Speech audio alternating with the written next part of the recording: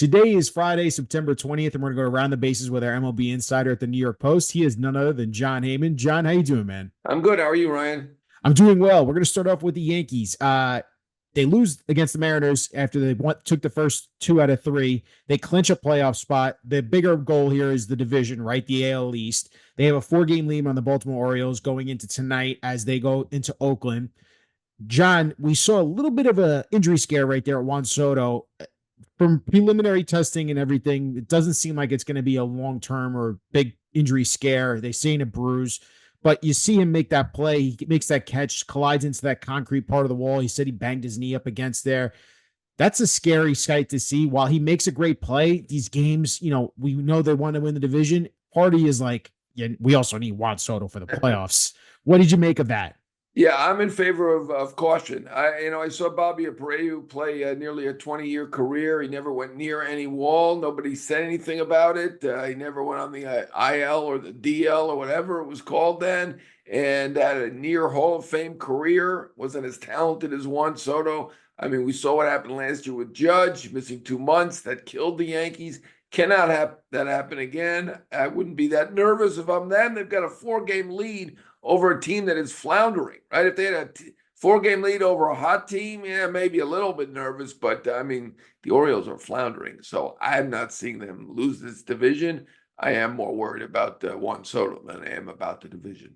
Yeah, I think a lot of Yankees fans were collectively holding our breaths when that happened, and luckily it seems like we're not sure if he's going to play tonight, so we're not going to speculate whether or not that happens. They're obviously playing the late game at 9:40 tonight against the Oakland A's. So we'll see if he's in the lineup tonight, and then the Yankees can wrap up this division, Jon, by Sunday. So for you, and I think you're alluding here a little bit, long term, I mean, the Yankees, how do you feel about this squad heading? I mean, it looks like they're going to wrap up the division. How do you feel about them heading into the playoffs here? I mean, you have to feel good. They're tied for the most wins in the American League with 89 with the Guardians, right? And I don't think people are expecting the Guardians to win the league. I mean, they got to go through the Astros again. Presumably, that's the team to worry about, although the Astros haven't had as good a year. And obviously, they got off to a terrible start thanks to the Yankees' 4-game sweep. Right now, I mean, I think most people would say the Yankees are favored. The only thing is their recent playoff history not great, particularly against Houston. Other than that, I mean, that rotation, you've got 6 guys who are viable starters. I mean, right now, I mean, I think they certainly go with Cole, Rodon, and Heel as 3 of them. We'll see exactly how they play it out. I mean, Cortez has looked good lately as well. Schmidt has looked generally pretty good. Stroman maybe tiring a bit, but pretty good. I mean, they've got 6 good starters. The only team that's got more than 4 good starters right now is the Astros. So they're going to be a tough one. That's a hurdle. That's the hurdle for them. Other than that, you got to feel good about the Yankees. Yeah, a lot of left-handed starting pitching for the Astros too, which the Yankees have not handled well at all this year. But they're looking good. They're playing good baseball. They're trying to lock up this division, and yeah, they're going in hot. I just stay healthy, Juan Soto, please, please, please, please, Yeah, I mean, please. there are a couple concerns. I mean, the other concern is the bullpen, although it's been pretty good lately, right? Luke I mean, Weaver. Weaver's done really well. He looks like either the closer or the guy to face the tough hitters. Then you've got Keenley's done well lately. Cousins generally done well lately. Hill as well. Hamilton as well. So they got a long list of guys. Not the original closer, Clay Holmes, but I think he's still a good reliever, but obviously he's had a rough second half, but they have a lot of other options. Don't really have that shutdown closer and don't really have that established great lefty like a few teams do. But by and large, it's a better than average bullpen. I know a lot of criticism of those strikeout guys, but generally they've done pretty well and very well lately. Yeah, absolutely, Jon. They got matchup guys that they want. If they see in certain parts of who's coming up, they're gonna try and pick you apart and just try and make those lanes work. As a lot of these managers try to say, they got Canley who is devastating against lefties with that changeup. You got Tim Hill who can get some guys out lately. The Cousins injury might be a bit impact because he was pitching well for them as of late, but you saw last night he was pulled. But Luke Weaver's been the guy. I mean, he's just been the guy he's been built for the moment, and he just gives a lot of energy coming out of that bullpen. Going to be interesting to see how it comes on the stretch. I will say, I am, as a fan, am more pumped that the Yankees can wrap this division up by Sunday. So that way, that Tuesday series against Baltimore isn't as strenuous. It isn't going to be as stressful for us to watch as fan those 3 games. And they're not going to be hopefully as important as they were building up to be towards the end of the season. Let's switch over to the team in Queens, John. There is no better team in baseball right now than the New York Mets. The way they've played, I believe they have the best record in baseball since June 15th. They've played incredible baseball. They've won 4 straight. They dominate the Phillies last night. You saw Luis Alaniel Acuna is giving them something. And I know he was their top prospect and he wasn't playing well in the minors, but he's played really well. Their starting pitching's been outstanding. This series coming up against the Braves, besides just finishing off this Phillies series, John, but this series coming up against the Braves is going to be a monster one. What more can you say about this New York Mets team? Yeah, I mean, the one real concern would be the schedule and the fact they have to play the Braves, which has been a tough team for them. But they're 13-4 in September. They have the best record over the last, I don't know, 2.5 months or something like that in baseball. They've come out of nowhere. I'm not going to pat myself in the back because they haven't quite gotten there yet. They better beat the Braves a little bit here. They can't get swept because if they do, the Braves then get the wild card. Will get the tiebreaker as well. But right now they've got the 2-game lead. They're tied with the Diamondbacks, who've been good offense, questionable pitching up and down. I mean, I think their pitching is actually pretty good, but it's been questionable. So, I mean, right now you've got to figure with them tied with the D-backs for the 5 and 6 spot, and then Atlanta 2 behind. They've got better than a 67% chance to get in, right? 2 out of those 3 teams are going to make it, and the Mets are ahead of Atlanta right now. So they're in excellent position. It will be a major disappointment if they don't make it. The one issue then, Phillies, Braves, Brewers, 3 tough ones in a row. Maybe the Brewers won't be playing for anything by then. I don't know. But 3 tough teams. Yeah, I mean, you got to make your statement. Just continue to play good baseball for them if you're the Mets. We did see the Lindor injury with the lower back. He's missed some time this week. We don't know if he's when he will come back. From your sense, do you feel like he will be back before the end of the season and he's going to contribute to this Mets run to the playoffs?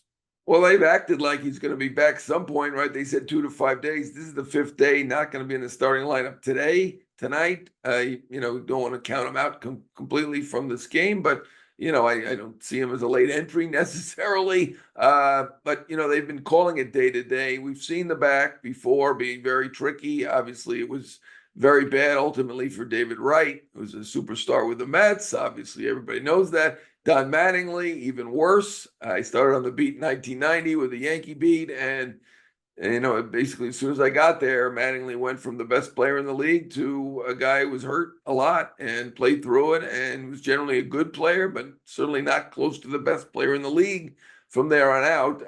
They don't think this is too serious, though. They're saying no structural damage, but that doesn't mean it's going to be quick either, right? So, no guarantees, even though they say 2 to 5 and he's a tough guy and he's generally been playing almost every game and basically every game until he got the back injury against the Phillies. It is worrisome. Yeah, Acuna has been excellent, so that's great. And Iglesias has been great too, filling in for McNeil, and everybody's been great. That's other 13-4. It's almost a little surprising now that there's a possibility that they don't make it. They've been that good over the last 2.5 months, and you figure they deserve it, but nothing is given in this game, and they've got 9 games to go, and if they win 5 out of 9, they'll be in good shape. But and they've been winning more than that lately. Of course, it's a tough schedule, as I said. Top to bottom, this Mets roster has just been performing really well. You saw Nimmo get going a little bit last night. Acuna, I got this feeling, man, like you got to find a way to get his bat in the lineup. JD Martinez has struggled of late, so maybe do you play around with the DH position? But Acuna, he could field too. And you want Lindor back healthy for the Mets. It's gonna be a fun stretch for baseball. And Queens, there's something special brewing. You could feel it. I keep telling my Mets friends, I'm like, this Mets team, man, like they just play baseball well. They find ways to win baseball games. Yeah, I mean, if they win again, is this the 3rd time that Buck Showalter got fired and the team won in the year after? Right? Didn't the Diamondbacks do that and the Yankees did it? I don't think there's any really causation there, any correlation. I think he's a terrific manager, but They definitely underperformed last year. The Diaz injury, in the exhibition game, Yeah. that was a killer. They had Diaz this year, and they made great moves. And certainly in the front office, they did make great moves. And Mendoza, let's give him credit; he's doing a good job too. So I Yeah. don't think there's any correlation there, but it would be interesting to see them It win the would whole be. It thing. would be. John, next topic we have here is we're going to talk about the two pending free agents here in New York, Pete Alonso, Juan Soto. We know that Juan Soto will be the biggest free agent name in the offseason, but Pete is still a impact bat, not having a good year by his standards, I would say, but is still having a solid year. Where do you think? Do you think Mhm. both of these guys end up back with their respective New York teams? How do you feel about this free agency situation for both of these guys? Yeah, I mean, I think both teams have a solid chance to bring him back. No guarantees in free agency. Nobody saw Robinson Cano going to Seattle, Alex Rodriguez going to Texas originally. Nobody could predict that, and you never know how it lands. But certainly, Soto seems to be enjoying himself and certainly thriving, having his best full season in the Bronx with Aaron Judge batting behind him. Previously, he preferred to bat number 3, but I don't think he can complain about number 2, and he certainly has not. He's fit in great, been better defensively than anyone could have thought, and they certainly want to bring him back. We knew when they said they'd like to try to do it during the season, that was a pipe dream, but I think they have a good shot after the season to do that. Certainly, the Mets are a threat, and you probably have the Dodgers, the Phillies, the Jays, the Cubs, the Giants. Any big market team that can afford him seems to be a threat. But as one rival GM pointed out, basically anybody, could make a case to bring Soto onto the team because he's 25 years old, going on 26, right? We saw last winter Yoshinobu Yamamoto get 325 million. He could have gotten Never more if he'd pitched gone him. to Never, Philly. never threw a Never pitch threw in the baseball. ball, and he had a $50 million posting fee, Unbelievable. 375 million. So it's age plays. I mean, is Soto a better player than Ohtani and Judge? No, he's No. not. I think Soto is a great player. I think Ohtani and Judge are in the realm, if not certainly in the He's probably what, all-time number great. 3 behind those two guys? I mean, it's probably 1, 2, and then 3. I think they're the 3 best hitters in the game, right? But Ohtani pitches, and Judge plays center, and Judge has got more power, obviously. So those are the 3 best hitters, but he's 25, and Judge took less too to come back to the Yankees. He was homegrown, loved being a Yankee. They gave him the captaincy. Not that was really, I don't think, the key in the negotiation, but he wanted to come back. Could have gotten more in San Francisco or San Diego. We don't know on Soto. Would he take less to stay with the big market team? I don't know. There aren't a lot of people who would do that. Give Judge credit for doing it and not taking every last penny somewhere else. And we shall see. The big teams will be after him. I think with the Alonso, the logical landing spots could be Seattle, Texas, Baltimore, Cubs, San Diego. There's probably others. There aren't a lot of hitters who hit as many home runs as he has since he came into the league. He and Judge are basically tied at the top for the most home runs. Now, is he Judge? No, he's not Judge. Judge is a very good defender. Judge hits over 300. Judge is an amazingly great player. Alonso is one of the better power hitters in baseball, though, and power doesn't play as well as age in free agency, but it plays. So I think he's going to do. He should do well. It's going to be interesting though, because if you recall the first base deals 10 and 15 years ago for Prince Fielder and Mark Teixeira and Miguel Cabrera and Albert Pujols were at least 180 million. In most cases, well over 200 million. And then recently, 2 players who've been MVPs, Paul Goldschmidt and Freddie Freeman, right, signed for 130 and 160 million. Now they were a little bit older. Goldschmidt wasn't quite a free agent. Age is a big factor. Not going to say Alonso's a better player than Freeman because he's not. No. There's no one who could make that case. But Alonso hasn't won an MVP like Freeman has. Right. I mean, Freeman is a great defender, a great base runner, a great hitter. He didn't get a great deal though, but it's certainly in Is the there a mix. market correction here? I mean, I don't it feels know. like the market for free agency for first baseman teams have said, while we value first baseman for their defense, try to be defensively, because they are they're really important for the baseball defense and on the infield, but it just feels like they've kind of said we're not going to go to that extravagant number like an Right. Judge and Otani and Acuna and Trout, all those guys. I know Acuna took a team friendly deal, but you know what I mean? Like those big name players all got massive deals. Right. It doesn't feel like that first base market it hasn't developed that way. Yeah. It's been a while. I mean, Goldschmidt had previously signed a bad deal. He's going to St. Louis, which he was happy to go to. He wasn't quite a free agent. And Freeman was a couple of years older, and the age is a big factor. Matt Olson, another guy. I mean, if you look at his stats, he and Alonso are very, very similar. Yes. And he got 8 for 160. But again, he was 2 years from free agency. He was leaving Oakland to go to his hometown team. So, under no other circumstances or circumstances where he's a free agent, he could have gotten a lot more than 160. And the Mets may look at that and say 160, that's about right. That's equal to him. And, he was a little younger than Alonso at the time, although he was 2 years away from free agency. That's about right. And that's what they offered last year, right? Yeah. 158 million for 7 years. And he has made 20 million already. So, they could make the case and say, offer 138, and then that's the same as the 158 we had offered. I mean, he's having a better year this year. I know it's not the year that people were hoping for, maybe, but he's got 33 homers. He's got a 127 OPS plus. He's not having a bad year. Hasn't hit great in the clutch as he has in the past, but it should be interesting. It'll be more. I don't say more interesting, but it'll certainly be different than Soto. I mean, Soto's going to be crazy, and Alonso, we can make a better guess as to probably where he's going to wind up. Final thing for this, John, percentage. If you were put a percentage of the return for Soto to Yankees and Alonso to the Mets, what percentage number would you put for each one of them?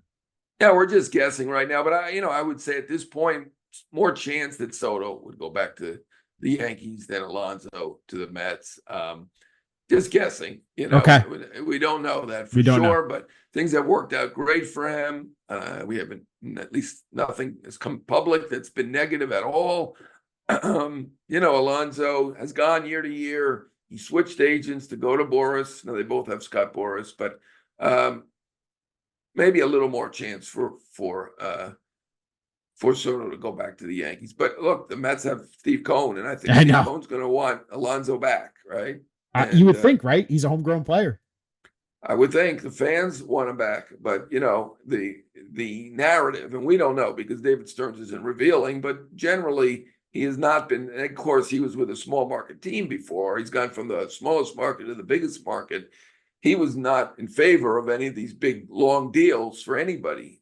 Even Christian Yelich, who was an MVP, and he was in the top 2 in MVP another time, and everything was great. That was more driven by the owner of the Brewers. Now, I don't know that Stearns was against it in any way, but the word is that the one that was really gung-ho to get that done was Mark Attanasio, the owner of the Brewers. So I don't know that we saw the Mets go out for Yamamoto, but I know, again, he's 25. So that makes you think, well, they like them young, which it seems like they all do.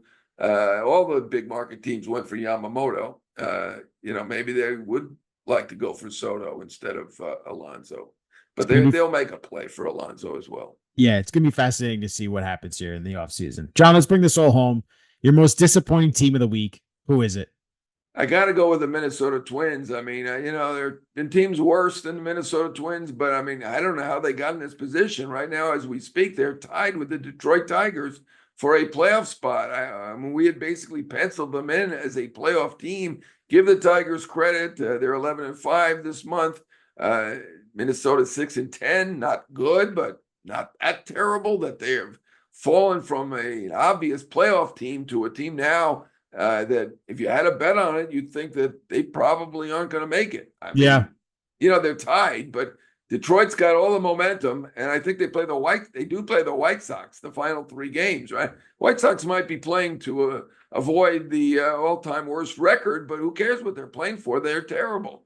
And Detroit's in excellent position. It's a good thing they didn't trade Tarek Skubal. I'm not going to second guess them on Flaherty. I don't think anybody expected them to keep a rental type player when they were well out of the playoff position at that point, and they got a good return. They got Trey Sweeney, who was a very good prospect with the Yankees. Then he went to the Dodgers, and he was one of the two prospects that they got. The other guy is very good too, a catcher, first baseman with power. So Detroit's looking good right now, and the Twins, who I had predicted to win that division, they're in tough. They better turn it around quickly because it doesn't look too good for them right now. Oh, we got less than 10 games left in the season, so they don't have much time here to try and clinch a playoff spot here and figure it out. But John, we appreciate you as always for going around the bases, giving us all your insight. We're looking forward to seeing this baseball, all of it, down the stretch for the locals. And we'll talk to you soon, man. All right. Good talking to you, Ryan. Thank you.